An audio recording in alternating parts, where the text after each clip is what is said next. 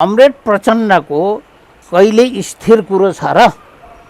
कुनै कुरा स्थिर छ भने मलाई देखाउनुहोस्। तर यसमा अमेरिकी सरकार पनि फसियो के? फसाए यिनीहरूले। अमेरिकी सरकारले पनि कमरेड प्रचण्डलाई चिनेन। Be brave as a lion and clever as a fox भन्छ के? फ्याउरो जस्तै चलाक, सिंह जस्तै बलियो हो भन्छ। कमरेड प्रचण्डसित एउटा चातुर्य रणनीतिक चातुर्य कला चाहिन्छ, तर लामो नटेक्ने, दिगो नहुने, तर एकछिन ढाँट्न चाहिँ खप्पिस छ। योचोटि अमेरिकालाई समेत ढाँट्न सफल भयो। अमेरिकालाई यसको ठुलो घाटा पर्छ। अमेरिकालाई पर्छ घाटा यसको। बिल्कुल। प्रचण्डले अमेरिकालाई समेत झिक्याउन सफल भयो यसपटक। अहिले मिलाउँदैछन् फेरि। तर उहाँको खेल चाहिँ दिगो हुने खेलै देखिएन। अब त सायद सबैले थाहा पाइसक्यो यो कालो कागै हो भन्ने चिन्दैछन्। अब त्यही गठबन्धनको दुईजना मान्छे म पास गर्न तयार छु भनेर हस्ताक्षर गरेर चिठी लेखेर गोप्य राख्छन्। त्यही गठबन्धनको माधव कुमार नेपाल अपमान भयो कि सम्मान भयो थाहै छैन, त्यसै रहन बोल्नमा छन्। चित्रबहादुर केसी झन्डा बोकेर माइतीहरू मण्डलमा छन्। वाट इज दिस डाक्टर साहब? शर्मा ओलीले यसैले आओ पार्टीको हुइप जारी गरेर एमसिए पक्षमा के अरे भोट हाल भनेर भन्छन् जस्तो त मलाई लाग्दैन। बाबा मलाई किन दोहोऱ्याउनुहुन्छ त्यो कुरा? लाग्दैन तपाईँलाई? नैनी गाउँकोबाटै सोधिदिनँ मैले। कुल तपाईँले नेपाली नागरिकसित प्रश्न सोध्दै हुनुहुन्छ। ख्याल गर्नुहोस्, एक्का गर्नुहोस्, म नेपालको नागरिक हुँ।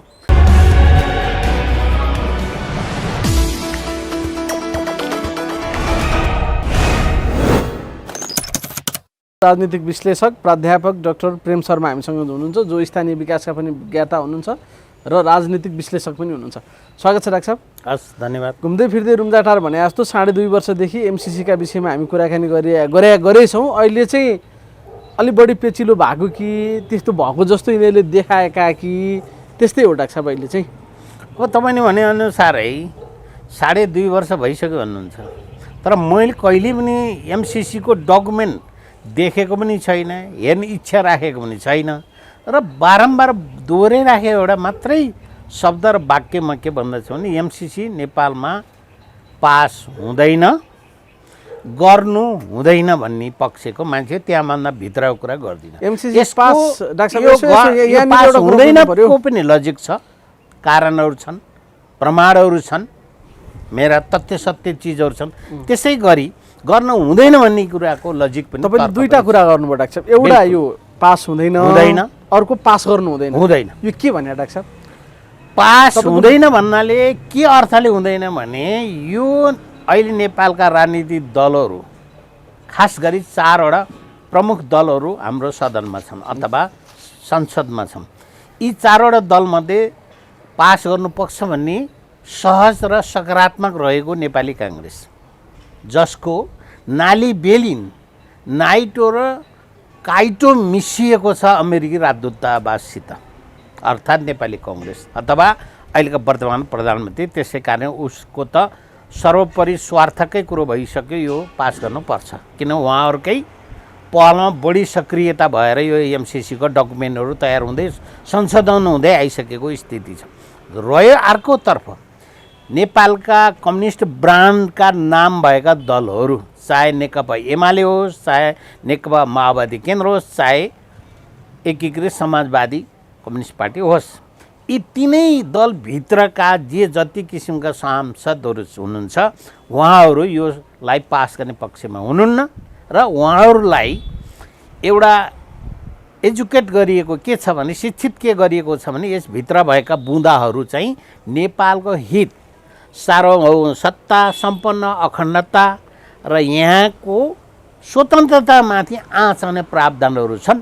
त्यो प्रावधान त्यहाँ टाँसिएको हुँदैन, गर्न हुँदैन भन्ने कुराहरू व्यापक रूपबाट प्रचार प्रसारमा आएको छ। मैले इमान्दारीपूर्वक भने मैले यो डकुमेन्ट हेरेको छैन, हेर्ने इच्छा पनि छैन।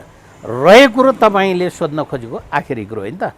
पास गर्न हुँदैन, पास गर्न हुँदैन, पास गर्नु हुँदैन, म यति भन्छु। मैले हेरेन छैन, पढाएन छैन, भित्र के छ थाहा पनि छैन, अनि पास गर्न पनि हुँदैन। एउटा प्रोफेसर डाक्टर प्रेम शर्मासँग कुराकानी गर्दैछु। बिल्कुल, तपाईँले नेपाली नागरिकसित प्रश्न सोध्दै हुनुहुन्छ। ख्याल गर्नुहोस्, एक्का गर्नुहोस्, म नेपालको नागरिक हुँ। मैले मेरो जन्मसिद्ध अधिकार होइन कि मेरो सार्वभौमसत्ता अधिकार सम्पन्न गरेर निर्वाचित गरेर पठाएका जनप्रतिनिधिलाई मेरो प्रतिनिधिको संस्थामूलक संस्था भनेको नेपालको विधायिका संसद हो। त्यो संसदमा मलाई कानुन बनाउने अधिकार मैले निर्वाचित गरेर जनप्रतिनिधिले गर्दछ। के अमेरिकाले जनप्रतिनिधि काम गर्छ नेपालमा? गर्दैन, गर्न हुँदैन। त्यसै कारण अमेरिकाले नेपालले दिएको ग्रान्ट अथवा सहयोग अथवा ऋण जेसुकै होस् त्यो हामीलाई विगतको समयदेखि दिँदै आइरहेका यस्ता सहयोगहरू विगतदेखिका सहयोगहरू हामीले निरन्तर लिने गरिरहेका हुन्। त्यो सरकारको साधारण अनुमोदनले सम्झौताले सन्धिले पास भएर हाम्रो नेपालमा विकास निर्माण क्षेत्रमा उहाँहरूको सहयोग निर्वाध तरिकाले कार्यान्वयन भइरहेको अवस्था हो। के यसमा नेपालको सदनले पास गरेर कानुन बनाउनु पर्ने अधिकार कहाँबाट आएको छ? यो के स्वार्थ जुन लिएर आएको छ? तपाईँले सोध्दै हुनुहुन्छ डाक्टर प्रोफेसर प्रेम शर्मालाई भने म त्यतिको कुरो हैसियत राख्दिनँ, त्यो मैले स्वीकार्दिनँ। तर म साधारण एउटा सचेत नेपाली नागरिक हुँ। मैले बनाएर पठाएको अमेरिकी एमसिसीको एजेन्डाले एउटा कानुनको रूप धारण गरेर हाम्रो सदनमा पास गर्ने पक्षमा म छैन। पास गर्नु हुँदैन। त्यो पास गर्ने बित्तिकै यस्ता सही दाता राष्ट्र निकायहरू अनि बहुराष्ट्रिय संस्थाहरूले पनि नेपाललाई जे जति किसिमको अनुदान सहयोग ऋण दिन्छन् ती सबैलाई सदनबाट पास गर्ने भने नेपाल के हुन्छ? उपनिवेश? यही हो तरिका? के यहाँका विधायिकाहरूले त्यो सेन्स राखेका छन्? राजनीतिक दलहरूले त्यो हेक्का राख्नु भएको छ। म त्यसै कारण दस्तावेजभित्र पस्न म चाहदिनँ। यो संसदबाट पास गर्न हुँदैन भन्ने कुरामा पास होला। त्यसो भए डाक्टर साहब हजुरले भन्न खोज्नु भएको त्यहाँभित्र के कानुन बनाउने सन्दर्भ हो, तर एउटा कुनै विदेशीले दिएको ग्रान्टलाई संसदबाट पास गर्नु हुँदैन भन्ने डाक्टर साहबको सिधा कुरा। बिल्कुल त्यहाँभित्र के लेखा छ त्यो पढ्नै परेन हैन? प्रथम दृष्टिमै भन्ने हुन्छ नि, प्रथम दृष्टिमै जब संसदबाट पास हुन्छ भन्ने कुरा आउँछ संसदमा पास गर्नु हुँदैन। त्यो कुरा किन सोध्नु तपाईले मलाई? अब यो यसो हो कि त्यसो हो कि सेना आउने हो कि आइपिएस हो कि के कुरा गर्ने पर्ने मूल मन्त्र र तन्त्र र पद्धति कानुनको विधि बनाउने प्रक्रियामा अमेरिकाले कसैलाई ल्याएर एउटा पपेटको रूपबाट ल्याएर हाम्रो सदनमा प्रस्तुत गर्ने अनि त्यो बिल बन्ने अनि हामी माथि शासन गर्ने कानुन बनाउने कस्तो मजाको कुरा गर्नुहुन्छ तपाईहरु। संसार जगतमा हामीले व्यक्तिहरूले अलिकति पढ्नु भएको छैन। सुन्नु न, भीमरावले पढोस् नपढोस् अथवा शेरबहादेवले अङ्ग्रेजी नबुझे बनोस् या नबनोस् त्यो कुरासित मेरो सरकार छैन। म साधारण नेपालीमै लेखेको भए पनि मैले बुझ्नु आवश्यक मैले ठान्दिनँ। तर सदनबाट पास गर्ने भन्ने कुरा के हुन्छ भने कुनै पनि जनप्रतिनिधिले प्रक्रियागत रूपबाट एउटा बिल ल्याउँदछ अथवा कानुनको मसौदा ल्याउँदछ। त्यो मसौदालाई हाम्रो सार्वभौमसत्ता सम्पन्न विधायिकाले प्रक्रिया पुऱ्याएर पास गर्छ। प्रक्रिया पास गरेपछि राष्ट्रपतिबाट लालमहल अथवा सदर भएपछि त्यो कानुनमा परिणत हुन्छ। त्यही कानुन बनाउने प्रक्रिया अनुरूपको सदनबाट पास गर्नुपर्ने को पछाडि कारण के छ? अझ नेपालको संविधानभन्दा माथि रहने गरी के विषय उठ्यो भने नेपालको अदालतमा मुद्दा माथि रहन्छ तल रहन्छको मतलब छैन। तपाईले मलाई त्यो नसोध्नु। अझ त्यसरी चाहिँ पास गर्नु पर्ने के डाक्टर? नेपाली अदालतमा सत्ता नेपाली जनता को एउटा नागरिक हुँ भने मलाई मतदान गर्ने अधिकार छ, मेरो जनप्रति मैले छान्ने अधिकार छ। अहिलेको संसदीय व्यवस्थामा अथवा गणतन्त्रिक सङ्घीय संरचना शासन प्रणालीभित्र शासन गर्ने पद्धतिको अख्तियारको एउटा सार्वभौमसत्ता सम्पन्न नागरिक हुँ भने मलाई शासन गर्ने अधिकार कसलाई हुन्छ भने मैले चयन गरेको जनप्रतिनिधिलाई मात्रै हुन्छ। त्यसले कानुन बनाउँछ, मलाई शासन गर्छ। तर अमेरिकाले दिएको एउटा सहयोगलाई कहिल्यै नभएको एउटा नजिर रहने गरी मैले बारम्बार भनिरहेको छु। यदि भुटानले, श्रीलङ्का, मालदिप्सले, बाङ्लादेशले कसैले 50,000 हामीलाई अनुदान दियो भने अथवा सहयोग दियो भने कि अब गएर फेरि त्यसलाई पनि सदनबाटै पास गरिदिनु पर्यो नि? संयुक्त राज्य अमेरिकाले दिएकोलाई त पास गर्नुभयो तपाईँको सदनले भन्यो भने गर्ने कि नगर्ने प्रश्न यहाँ हो। प्रश्न यसरी उठ्छ। मलाई त्यो दस्तावेज सरकार छैन। म नेपाली अङ्ग्रेजी नपढेकै हुँला रे, तर साधारण नागरिक सचेत नागरिकको हिसाब किताबबाट बुझाइबाट म यो भन्दा राजनीति शास्त्र विद्यार्थी हुँ है। म फेरि बुद्ध छु मैले। यो कालो कोटेले होइन, म कानुनची होइन, म राजनीति शास्त्र शासन प्रणालीको विद्यार्थीको हैसियतले बोल्दैछु म। डाक्टर साहब अब अहिले तपाईँले मैले अघि म प्रोफेसर डाक्टर प्रेम शर्मासँग कुराकानी गर्दैछु भन्दा पनि बरु त्यो पगरीको थाउनु पर्दैन, एउटा कमन नेपाली नागरिकले हेर्दाखेरि पनि हुँदैन भन्नुभयो। एउटा सामान्य नागरिकको आँखाबाट यो देखिन्छ भने देशको प्रधानमन्त्री, शीर्ष दलका नेताहरू, शीर्ष नेताहरू, अनि यी मान्छेहरू के खान्छन्, के बुझ्छन् या के सोध्छन् त डाक्टर साहब? उनीहरू त पास गर्न हतारिरहेछन् अहिले पनि। अब तपाईँको यो पछाडिको जिज्ञासा र चासो र चिन्ताको विषयमा अलिक गम्भीर भएर सोच्ने हो भने, विश्लेषण गर्ने हो भने यो देशका राजनीतिक दलका नेतृत्व तहमा पुगेका व्यक्तिहरूको सोच केही पनि छैन, स्वार्थ। मुखमा समृद्धि नेपाल, सुखी नेपाली, यो एउटा छद्मवेशी घुम्टो हो। अनि दलमा खोक्रो संसदीय समाजवादी प्रजातन्त्र, दलमा समाजवादी गणतान्त्रिक कम्युनिस्ट साम्यवादी तन्त्र, यी जार्गन अथवा बोल्ने छद्म रूपका शब्दहरू मात्रै, शब्द जालहरू मात्रै, तर व्यवहारमा होइन। तर अहिले के देखिराखेको छ, छ्यापछ्याप्ती मजा त साधारण नेपाली नागरिक र अथवा भोटर्सलाई अथवा मतदातालाई सोध्नुहोस्, के को लागि प्रदेशका यत्र 14-15वटा मन्त्रीहरू शपथ ग्रहण गर्छन्, लाइन बसेर कोही मन्त्रीको हैसियत हुने खालका हुन्।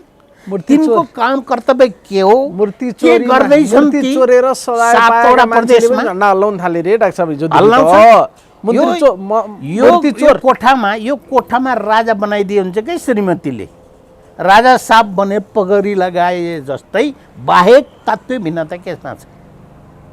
यो मन्त्रालय मैले सुनेको थिएँ, एकजना मुख्यमन्त्रीले बोलेको, हामीले कामलाई प्रभावकारी गर्नको निम्ति मन्त्रालय फुटाएका रे। राम्रो गरे रे, मैले मन्त्रालय फुटाएर एकदम राम्रो गरे, परिणाम अब संविधान बनाउने जति डुगलन्ठु पागल यो अहिले मुख्यमन्त्री सगल है, त्यो बेकुबहरूले बनाएको रहेछ त्यो संविधान होइन।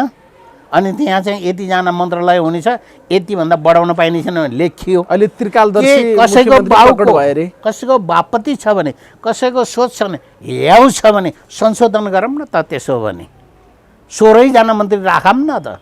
शेरबहादुर देउवाको समयमा 5 दर्जन मन्त्री थिए होइन र, 60भन्दा मन्त्री थिए पहिला होइन र, राखे भइगयो नि राख्ने किसिमको प्रोभिजन।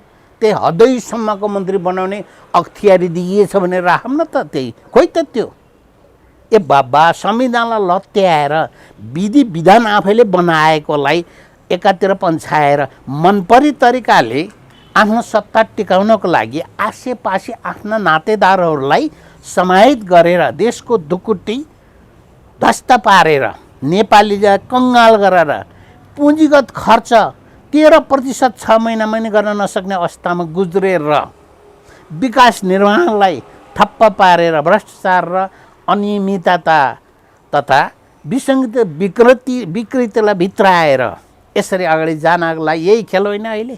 त्यसमा गम्भीरतापूर्वक तपाईँले पछिल्लो प्रश्न जे सोध्नुभयो, यो बारेमा के विवेक भएका रहेनछन्, के यो देशलाई नेतृत्व गर्न लायकका रहेनछन् भने लायकका रहेनछन् भनेर तपाईँले मात्रै होइन, साधारण यो बाटा हिँड्ने व्यक्तिहरूलाई सोध्नुहोस्।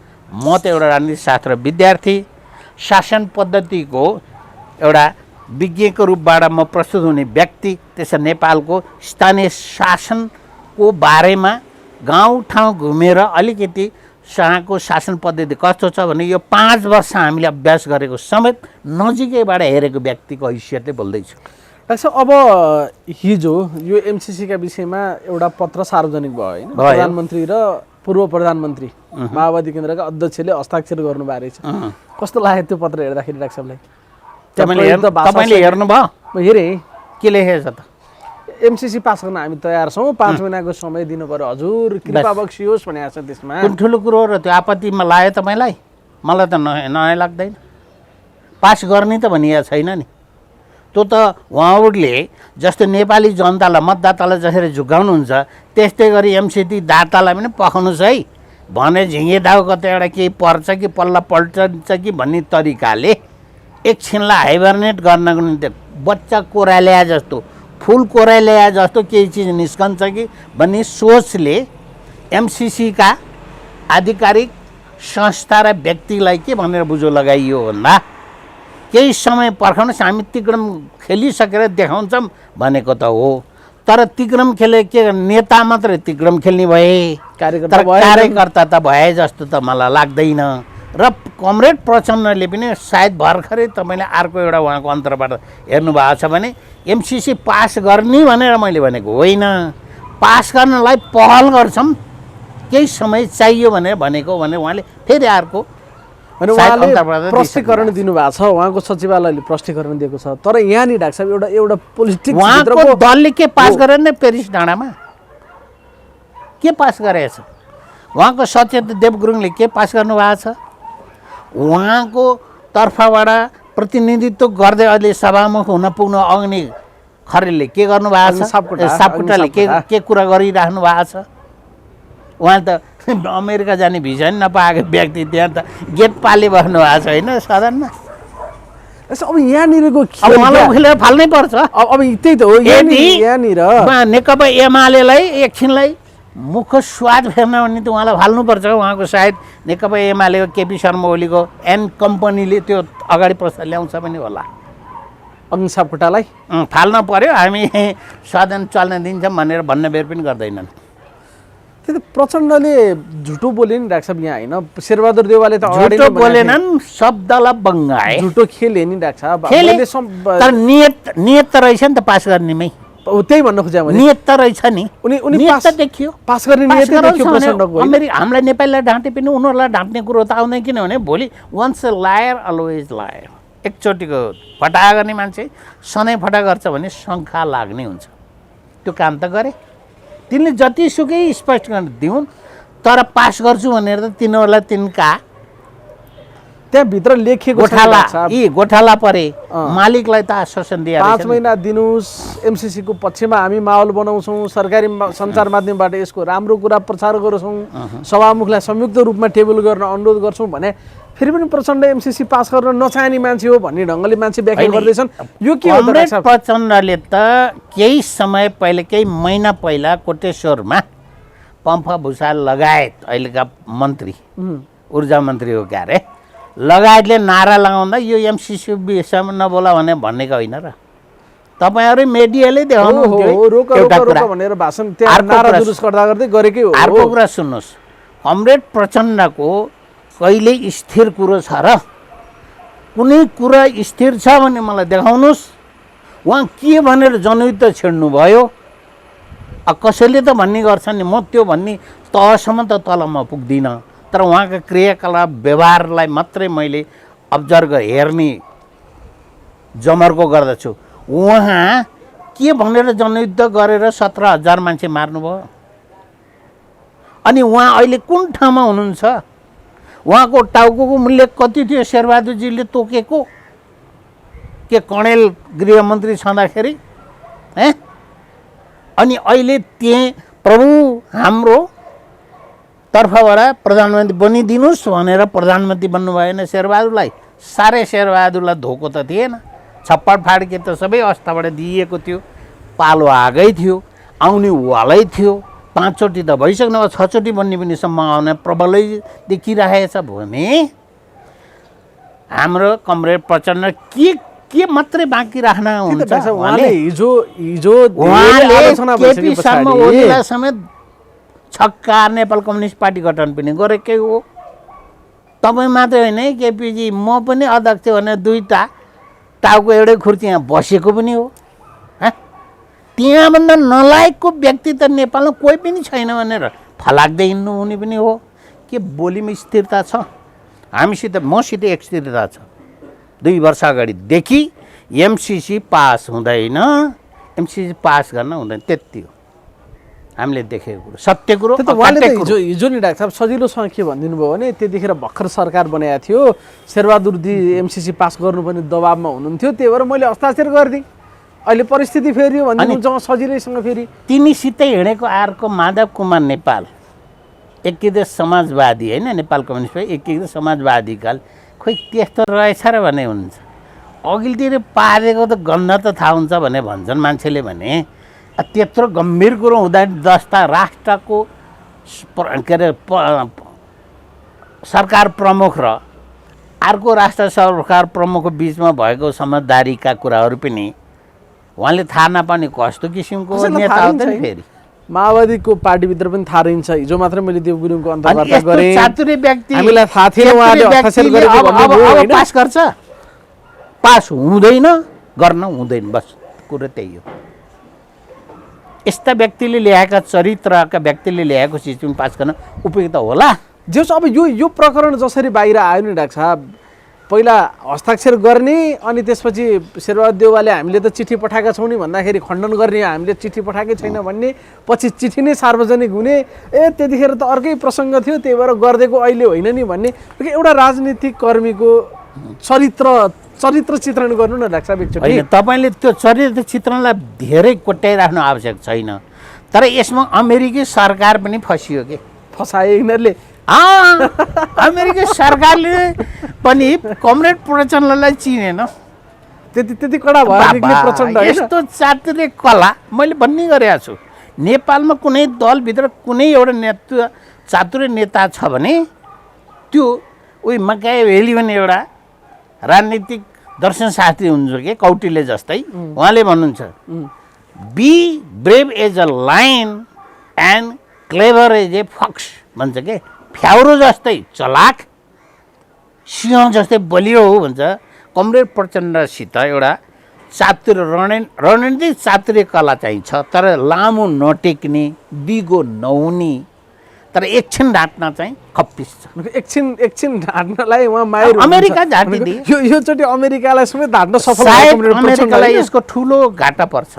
अमेरिकालाई पर्छ घाटा यसको बिल्कुल एमसिसी पास भए पनि घाटा पर्छ फेल भयो भने घाटा पर्छ एमसिसी पास भएमा राप्रपालाई फाइदा अरू सबैलाई घाटा हो फेल भएमा नेपाललाई पनि घाटा हो अमेरिकालाई पनि घाटा हो घाटो भने एउटा सिरियल हेरे जस्तै हो यो प्रचण्डले यसपटक अरूलाई त झुक्याए उनी सफल भए अमेरिकाको आँखामा पनि के हाल्न सफल भए प्रचण्डले अमेरिकालाई समेत झुक्याउन सफल भए यसपटक अहिले मिलाउँदैछन् फेरि अझै मिलाउँदैछन् एउटा ट्रोल आइरहेको छ कि डाक्टर साहब अहिले सामाजिक सञ्जालतिर इन्डियालाई ढाँटेको जस्तो सजिलो भन्ठाने थिए अमेरिकालाई त्यति सजिलो रहन्छ बाहिर आयो चिठी नै बाहिर आयो अब फागुनको 16 गते भित्र पास गर्न पर्ने भन्ने छ फागुन 16 गते भित्र पास गर्नु पर्यो अब त्यसपछि पनि लम्बियो भने त्यो अमेरिकाको दाता संस्था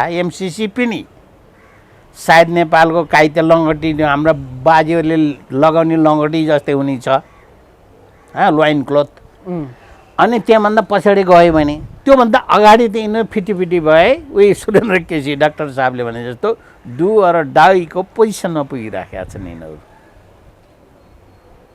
अब त अहिले जहाँ आइपुग्यो नि डाक्टर साहब यतिखेर तपाईँ हामी कुराकानी गर्दै गर्दाको पोलिटिकल सिचुएसन भनेको सायद आजसम्म स्थानीय तहको नीति पनि घोषणा होला तर अहिले हामी कुराकानी गर्दाखेरि भएको छैन र एमसिसी भन्ने विषय अलि बढी पेचिलो बनेर आएको जस्तो देखिन्छ तर यो प्रचण्ड कुरो होइन यो सामान्य कुरा हो डाक्टर साहब प्रचण्डले फेरि सबैलाई झुक्याइरहेको थियो योचोटि अमेरिकालाई पनि झुक्यायो भन्ने गुणबाट साह्रै एउटा सरल विश्लेषण मात्र डाक्टर साहबले गरिदिनु भएको छ सबै विश्लेषण कोही सिरियस भएर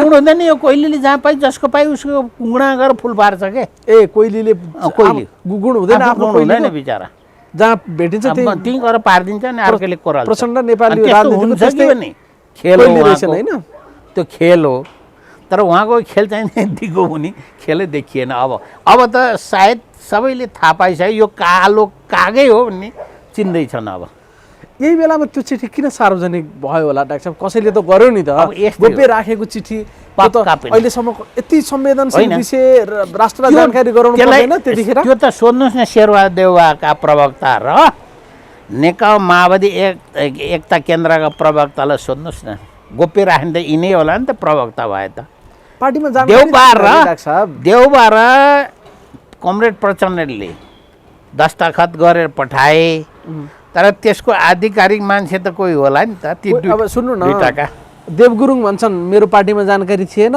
विश्वप्रकाश शर्मा भन्छन् मेरो पार्टीमा जानकारी थिएन। भनेपछि माओवादीमा पनि जानकारी रहन्छ, उनीहरूले त आफूले हिसाबले गरेर रहेछन् नि त, नेताले होइन? डुङ्गा कता लैजान्छ विश्वास गर्ने कि नगर्ने?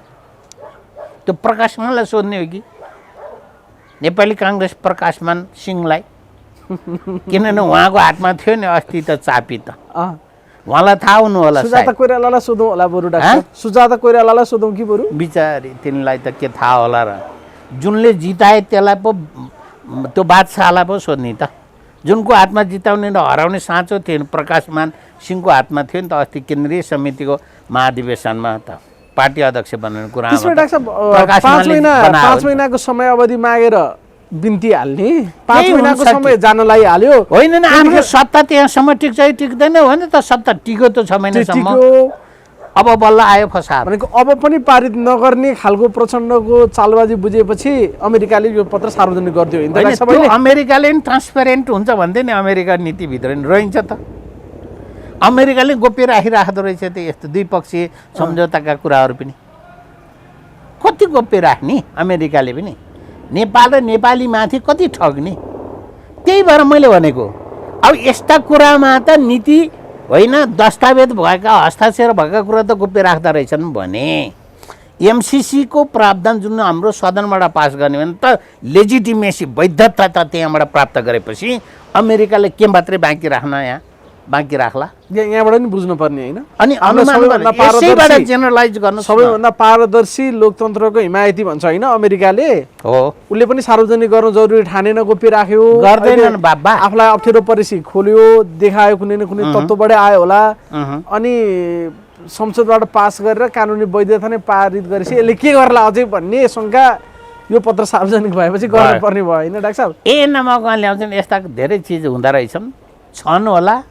यिनीहरूले जे नेपाली जनतालाई, मतदातालाई ढाँटे, त्यति मात्र होइन आफ्नै कार्यकर्तालाई समेत ढाँटे। यस्तो ढाँट्न नहुने हो, दुर्भाग्यको कुरा। तर ढाँटे आज त तिमी आफै बोले नि, अरू यिनका प्रवक्ता बोल्ने, अरू बोल्ने ठाउँमा त कमरेड प्रचण्डै सबै किन अल इन अल किन भएनन्?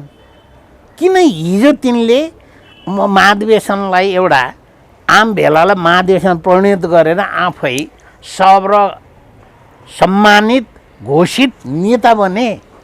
चरित्र हेर्नुहोस् त, 30-35 वर्ष एक छत्र अध्यक्ष चलाउँदैन उहाँलाई अझै के बाँकी चाहिएको छ? खोइ बुहारी पनि मन्त्री भइसकिन्, छोरी पनि मेयर, महानगरपालिका मेयर भइसकिन्, अब बाँकी उहाँको नातापत्ता सबै ठाउँ ठाउँमा रोपिस, अब बाँकी के चाहिएको छ हो? तपाईँले यसरी विश्लेषण गर्नुहोस् कि अहिलेका राजनीतिक दलका नेताहरूको मुख्य लक्ष्य गर्नु प्रश्न त्यहाँबाट के लाएर हेर्नुहोस्, अरूलाई हेर्नै पर्दैन। किन भ्रष्टाचार हुन्छ, किन अनियमितताहरू हुन्छ, किन नातावाद कृपावादतिर जान्छ, किन संविधानका निश्चित कुरालाई समातेर संशोधन गरेर अथवा अध्यादेश ल्याएर आफ्नो एकदम झिनामिना स्वार्थलाई प्राप्त गरिसके फेरि सदनमा त्यो विलिन गर्ने तौर तरिका र व्यवहार कसरी हुन्छ भन्ने कुरा विश्लेषण यहाँबाट हेर्ने। तल गएर गिथलेर तान्द्रा भणी रहेछ, यहाँ फलाउन ढिस्का कोट्याउन आवश्यकै छैन। जस्तो नि डाक्टर साहब अहिले 5 दलीय गठबन्धन छ, जम्मा 2 जनाले हस्ताक्षर गरेर रहेछन्, अरूलाई थाहा पनि छैन। चित्रबहादुर केसी सडकमा आइसके, त्यही गठबन्धनको 2 जना मान्छे म पास गर्न तयार छु भनेर हस्ताक्षर गरेर चिठी लेखेर गोप्य राख्छन्। त्यही गठबन्धनको माधव कुमार नेपाल अपमान भोगी सम्मान भो थाहै छैन, त्यसै रहन बोल्नमा छन्। चित्रबहादुर केसी झन्डा बोकेर माइतीहरू मण्डलमा छन्। व्हाट इज दिस डाक्टर साहब? कस्तो खालको चित्रबहादुर केसीजीहरू पनि कोठे हुन्, म उहाँहरूलाई नजिकबाट चिन्छु। उहाँहरूको अत्यन्त इमान्दार, डिसिप्लिन, अनुशासित कार्यकर्तामाथिको उहाँहरूको शासन हो। उहाँले के बुझ्नुपर्छ भने ती शासित व्यक्तिहरू, उहाँ त 80 वर्ष नागिसकेको नेता हुनुहुन्छ, उहाँको अझ पुर्खा नेता मोहन विक्रम सिंह त झन् 88 वर्ष 89 वर्ष भइसक्नु भएको छ भने त्यस्तो दलभित्र पनि यस्ता कुराको पुछार लागेर, ठिक छ त्यतिखेर व्यभिचारी गर्ने, असंवैधानिक क्रियाकलाप गर्ने केपी शर्मा ओली अथवा तत्कालीन प्रधानमन्त्रीलाई अपदस्थ गर्ने कुरा उहाँहरू सरिक भएर गठबन्धन भएको कुरो जायज होला थियो। तर त्यसपछि पनि गठबन्धनको पुछार लाएर हिँड्नु जनमोर्चाको पनि नीति कार्यक्रम व्यवहार चरित्रमाथि प्रश्नवाचक चिन्ह हो मेरो। फेरि यसै रमाइलो छ नि, हामी प्रतिपक्षी भन्नुहुन्छ, गठबन्धनमा बस्नुहुन्छ, अनि दुईजना मान्छे एमसीसी पास गर्छु भनेर चिठी लेख्छन्, उहाँ एमसीसी मुर्दाबाद भनेर सडकमा आउनुहुन्छ। झ्याप्पै पायो भने एउटा उप प्रधानमन्त्री दिए त उहाँ पनि फेरि समर्थन गर्नुहुन्छ होला सायद।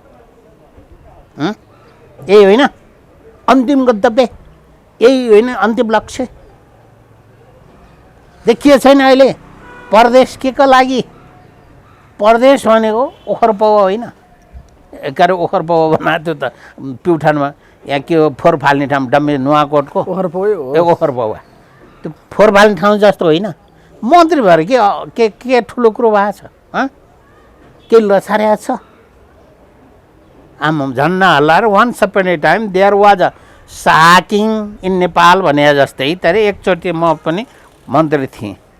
सायद उहाँहरूको उपहार दराजमा ठेली राख्ने होला सम्मानीय अथवा माननीय मन्त्रीज्यू भने त्यही राख्नको लागि सिबीको लागि होला सायद। मैले भने नि मलाई डाक्टर पनि नभन्नुहोस्, प्राध्यापक पनि प्रोफेसर पनि नभन्नुहोस्, तर म सिम्पल एउटा सचिन नेपालको सार्वभौम सत्ता सम्पन्न नागरिक हुँ। मसँग त्यो मतदान गर्ने अधिकार थियो।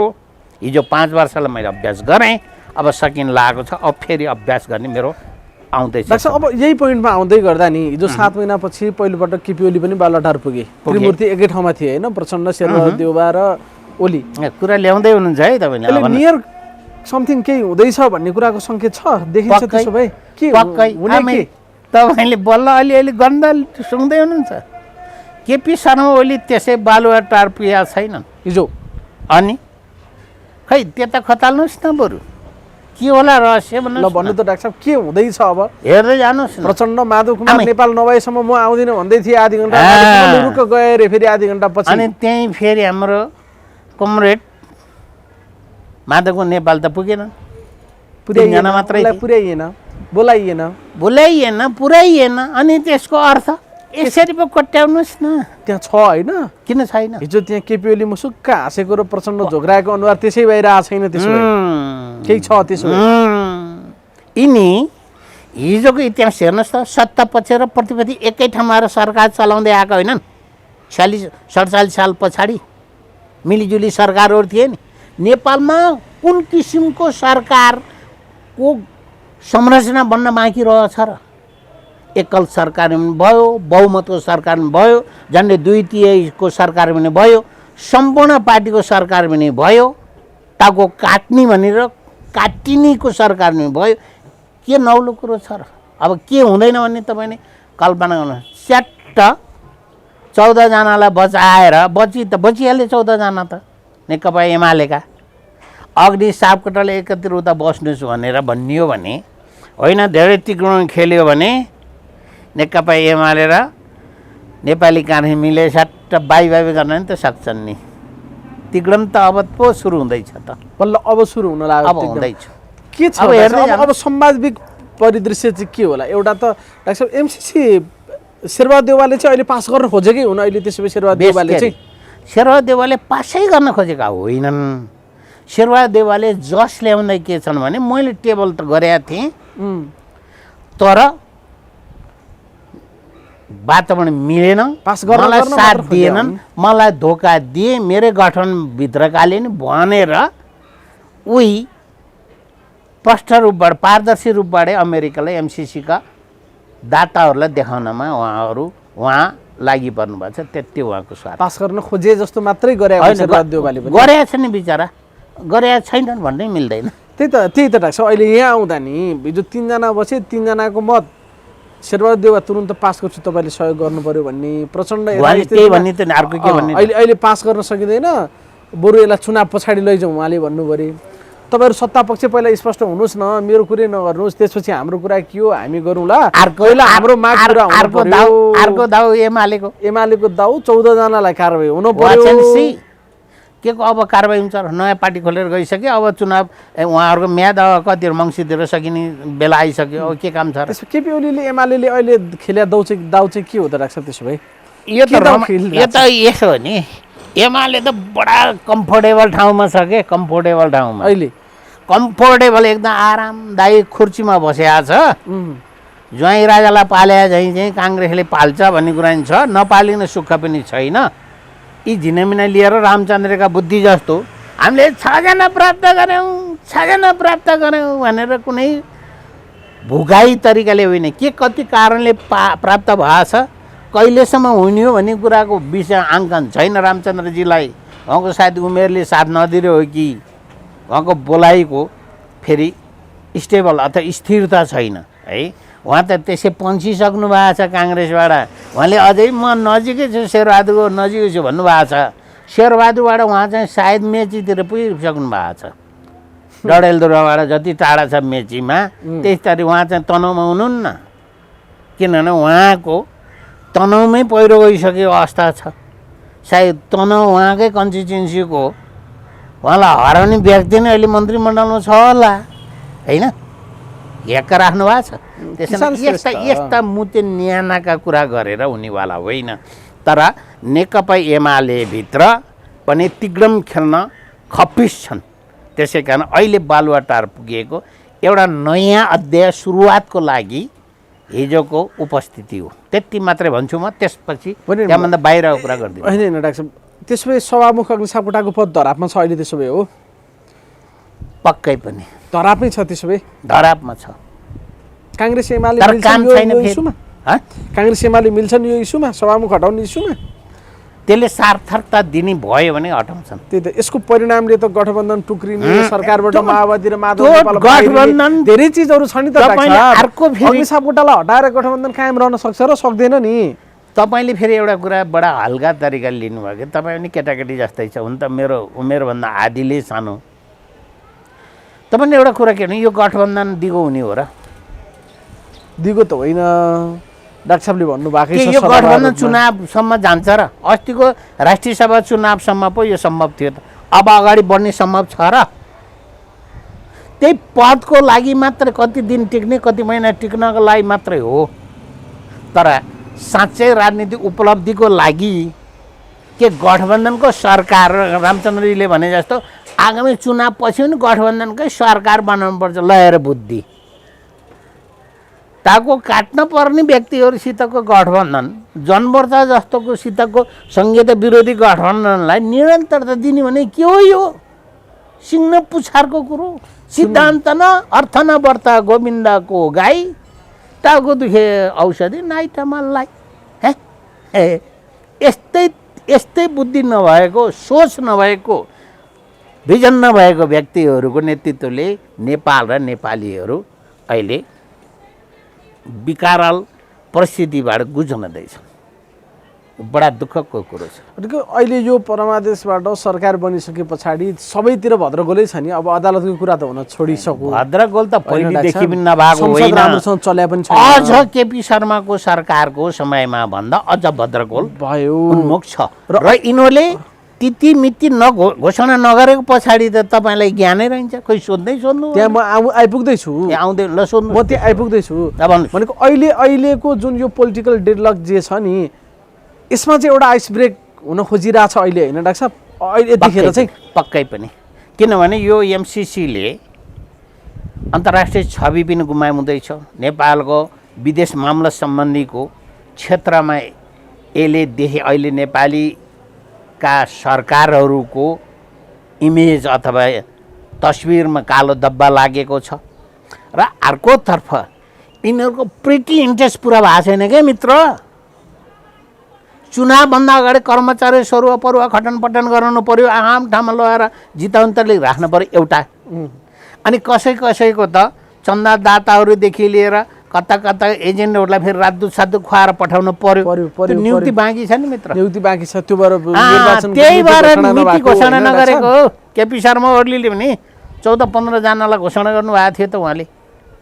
उहाँको अल्पमतको सरकारले घोषणा गरिदिएको आचार संहिता लाग्ला होइन, अहिले घोषणा गरिहाल्दाखेरि नियुक्ति बाँकी छ। फेरि तपाईँहरू जस्ता मिडिया मान्छेहरू अन्य कानुनी अनि अदालतलाई ढोकढोक गर्न जालान् भन्ने अर्थले ढिलाइ भयो त्यही त डाक्टर साहब, चुनाव गर्ने कि नगर्ने, अब प्रचण्ड र माधव नेपालले पहिला सँगै चुनाव गर्नुपर्छ भने, पहिला फेरि वैशाखमा नगर्ने, पछि सार्ने भने, अनेक हुँदा हुँदा जेठमा निर्वाचन गर्ने भन्ने तहसम्म एउटा समझदारी बनिएको छ। तर निर्वाचनको मिति अहिलेसम्म घोषणा भएको छैन। अरू कुनै खेल्ने नभएर सामान्य यही नियुक्ति सियुक्ति माओवादी केन्द्र र एकीकृत समाजवादीले तोकेर केही तोकिनेवाला छैन। जन्म र सन्म त कुरै नगरौँ, जसभा लोपप्सा के त कुरै नगरौँ। यो निर्णय गर्ने क्षमता दुईटाले मात्र राख्दछ। त्यो नेपाली काङ्ग्रेसले राख्दछ, एउटा एक्लै पनि राख्छ, समर्थन गरे नगरे पनि त्यसले अब घोषणा गर्न तत्परता भए ल्याउँछ। जस्तै भोलि टेबुलेसन, यो एमसिसी टेबुलेसन गर्ने कुरामा उसले त्यही एकल तरिकाले नै गर्छ भने, अर्को प्रतिपक्षको पनि हैसियत राम्रै भएका कारणले त्यसले पनि धक्का मार्छ। अरूको ए झ्यासेमिसे खेल भनेको जेठमा चुनाव चाहिँ हुन्छ, स्थानीय तहको चुनाव चाहिँ हुन्छ, त्यसो भए हो डाक्टर साहब? बढी सम्भावना त्यता बढी सम्भावना। अहिले मिति नै नतोकेर अन्यल भयो यताउता भनेको त्यो चुनाव नगराउनलाई होइन, त्यो नगराउनलाई होइन, किनभने व्यवस्थापन मिलाउनलाई यो संवैधानिक एउटा बाध्यता पनि छ। अर्कोतर्फ जति यो गठबन्धन लामो हुन्छ उति अहिले काङ्ग्रेसको छवि पनि फेरि ह्रास हुँदै आउँछ। कता कता अपोजिसनले अथवा प्रतिपक्षले बढी फाइदा लिन्छ। होइन, मैले भने छ्यास एक्का राख्नु भएको छ। एमसिसी पास भयो भने अलिकति राप्रपा मार्काहरूलाई फाइदा हुन्छ। अलि यसको विश्लेषण त गर्दिनँ अहिले म, फाइदा हुन्छ। घाटा कसलाई? सबभन्दा धेरै जसले त्यहाँ हस्ताक्षर गर्छन् एमसिसी पक्षमा, ती दलका व्यक्तिहरूलाई घाटा हो। अब अन्तिममा डाक्टर साहब, अलिकति त्यो हजुरले एमसिसी पास हुँदैन भन्ने जुन क्यालकुलेसन अघि गर्नुभएको थियो नि, नेपाली काङ्ग्रेस छ, माओवादीको प्रचण्डलाई चाहिँ पर्या अप्ठ्यारो के हो? उनी व्यक्तिगत रूपमा पनि एमसिसी विरोधी त पक्कै होइनन् भन्ने उनको चिठी र विगतका गतिविधिले त्यो देखा पर्छ।